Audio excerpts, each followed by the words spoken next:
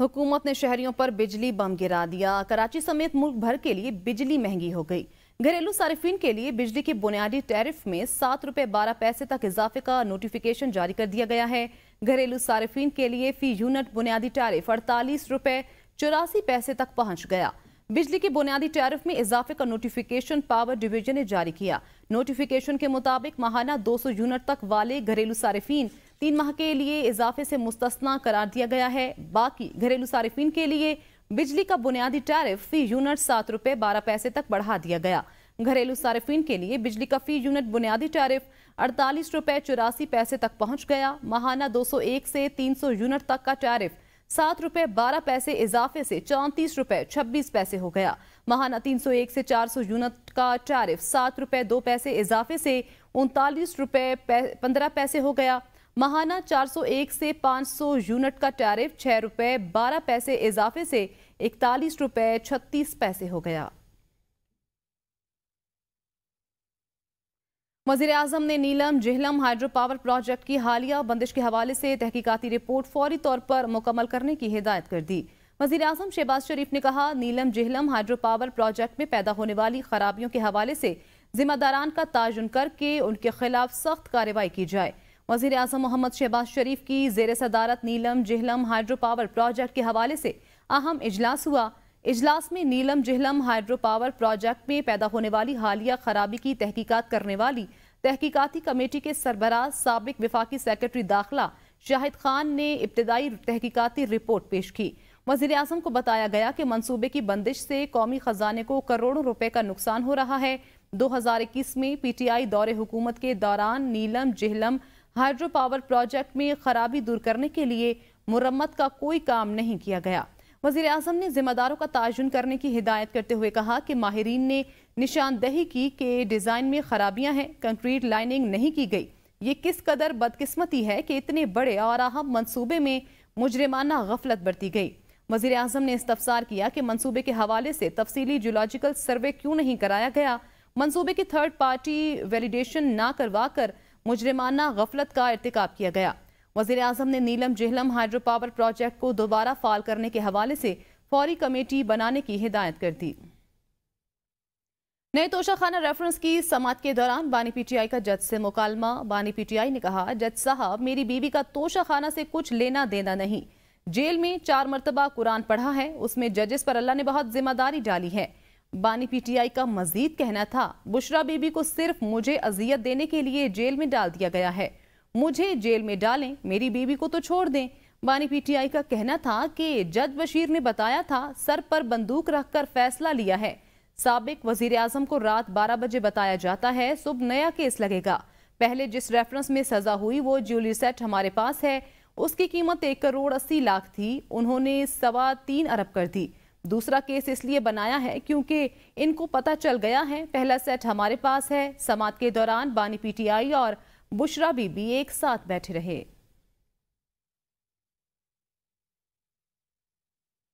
अदालत के हुक्म पर रिहाई के बाद सनम जावेद को इस्लामाबाद पुलिस ने दोबारा गिरफ्तार कर लिया। सनम जावेद के वकील ने गिरफ्तारी की तस्दीक कर दी। इस्लामाबाद इंतजामिया ने सनम जावेद को 3 MPO के तहत गिरफ्तारी जाहिर कर दी।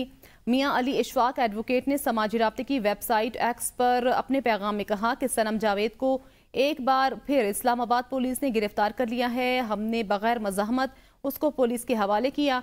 यही कानून का एहतराम करने वालों का रवैया होना चाहिए और यही हमने किया। इससे पहले FIA ने PTI कारकुन सनम जावेद को ड्यूटी मजिस्ट्रेट मलिक इमरान की अदालत में पेश किया। FIA प्रोसिक्यूटर ने सनम जावेद के 6 रोज़ा जिस्मानी रिमांड की इस्तदा की।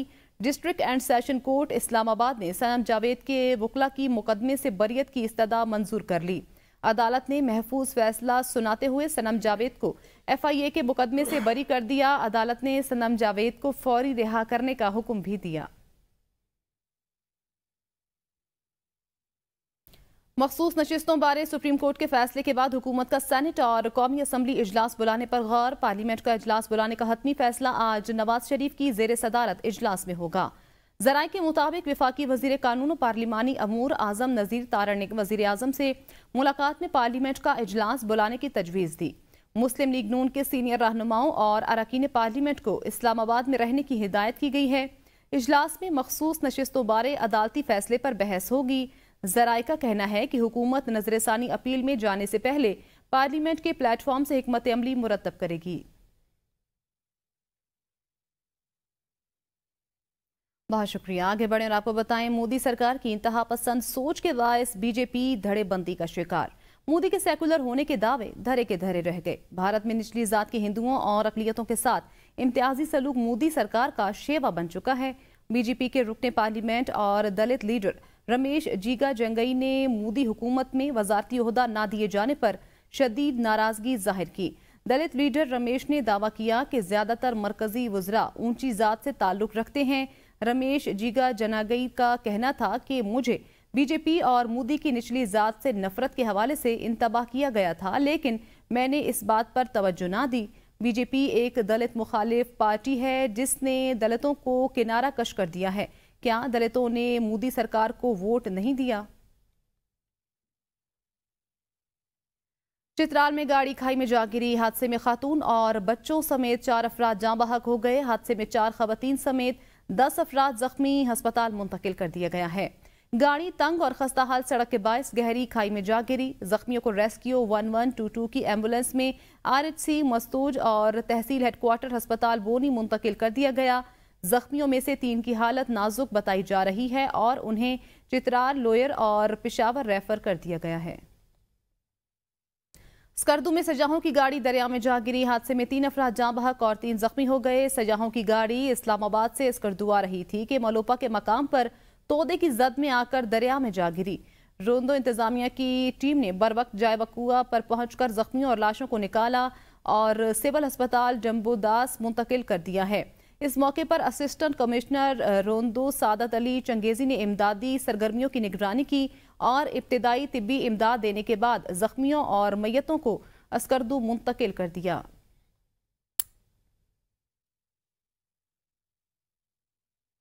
محرم الحرام کی مناسبت سے راولپنڈی پرانا کلا کے مقام پر علم اور جھولوں سمیت دیگر اشیاء کی خرید و فروخت کا سلسلہ جاری ہے۔ عزاداران منت کی اشیاء خریدنے کے لیے قدیم بازار پرانا کلا کو ہی ترجیح دیتے ہیں۔ مزید تفصیلات عدیل اشرف کی رپورٹ میں دیکھیے۔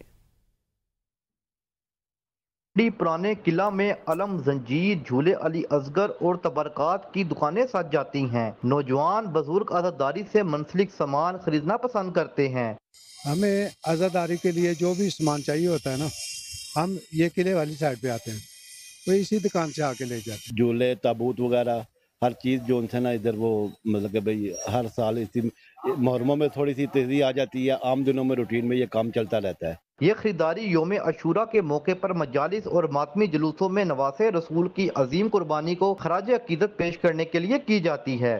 کربلا میں دی جانے والی عظیم قربانیوں کی یاد میں کافی بڑی تعداد میں محرم الحرام میں عزاداران سینہ کھوپی، زنجیر، زنی سمیت دیگر مجالس و جلوس نکالتے ہوئے نظر آتے ہیں۔ یہ بات اٹل حقیقت ہے کہ کربلا میں دی جانے والی قربانیوں کو ہمیشہ رہتی دنیا تک یاد رکھا جائے گا۔ کیمرہ مین فیصل خان کے ساتھ عدیل اشرف، ABN نیوز، راولپنڈی۔ کالعدم ٹی ٹی پی اور دیگر دہشت گرد تنظیمیں خطے اور بالخصوص عالمی امن کے لیے براہ راست خطرہ ہیں۔ ٹی ٹی پی افغانستان سے پاکستان میں دہشت گردانہ کارروائیوں کے لیے مسلسل افغان سرزمین کا استعمال کر رہی ہے۔ اس سلسلے میں دہشت گرد گروپ ٹی ٹی پی، داعش اور القاعدہ کو مانیٹر کرنے والی اقوام متحدہ کی ٹیم نے اپنی 15ویں رپورٹ سلامتی کونسل میں پیش کر دی۔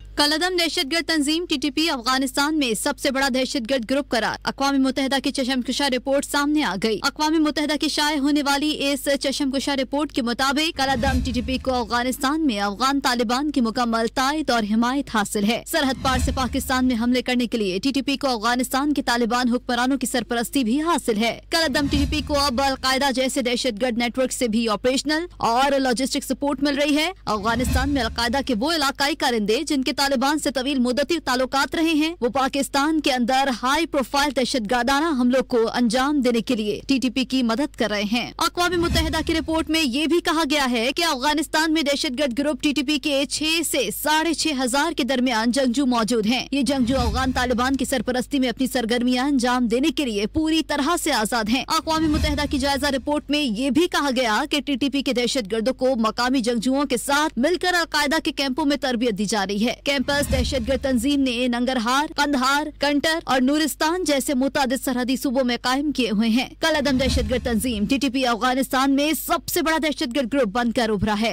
अक़वाम मुत्तहिदा की इस रिपोर्ट से पाकिस्तान के इस मौक़िफ़ की तस्दीक होती है कि काबुल पाकिस्तान के लिए खतरा बनने वाले दहशतगर्द ग्रुपों के खिलाफ कार्रवाई करने को तैयार नहीं। अफगानिस्तान दहशतगर्दी का मरकज बनता जा रहा है, जिसकी बराह रास्त जिम्मेदार अफगान तालिबान हुकूमत है। दहशतगर्दी की जड़ से खात्मे के लिए अफगान हुकूमत को पाकिस्तान का साथ देने पर संजीदगी से गौर करना होगा। बेटी क्यों पैदा हुई? चीचा वतनी में बाप और दादी ने नौज़ायदा बच्ची को गला दबाकर कत्ल कर दिया। पुलिस ने मुकदमा दर्ज कर लिया है। हजाताबाद के रिहायशी उस्मान की ओकाड़ा की रिहायशी हिना नूर से 1.5 साल कबल शादी हुई थी। हिना नूर के यहाँ बेटी की पैदाइश हुई थी, जिसको उस्मान और उसकी मां ने गला दबाकर कत्ल कर दिया। दर्ज FIR के मुताबिक उस्मान और उसकी वालिदा अस्पताल से बच्ची को वालिदा से छीनकर अपने घर ले गए थे। मुलजिमान गला दबाकर कत्ल करने के बाद बच्ची को मां के साथ लिटाकर फरार हो गए। पुलिस ने मुकदमा दर्ज करके मुलजिमान की तलाश शुरू कर दी है। खेलों के मैदान से बात करेंगे। चेयरमैन PCB मोहसिन नकवी का श्रीलंका में ICC के इजलास में शिरकत का इम्कान है। ICC का सालाना इजलास 19 से 22 जुलाई तक कोलंबो में शेड्यूल है। ज़राए के मुताबिक Pakistan cricket board ICC champions trophy के तमाम मैच पाकिस्तान में कराने के लिए जोर देगा। पाकिस्तान अपना 2 टोक मौक़िफ़ ICC के सामने रखेगा कि अगर भारत चैंपियंस ट्रॉफी में शिरकत के लिए पाकिस्तान ना आया तो पाकिस्तान T20 वर्ल्ड कप खेलने भारत नहीं जाएगा। न्यूज़ स्टूडियो से फिल वक्त इतना ही। देखते रहिए ABN न्यूज़।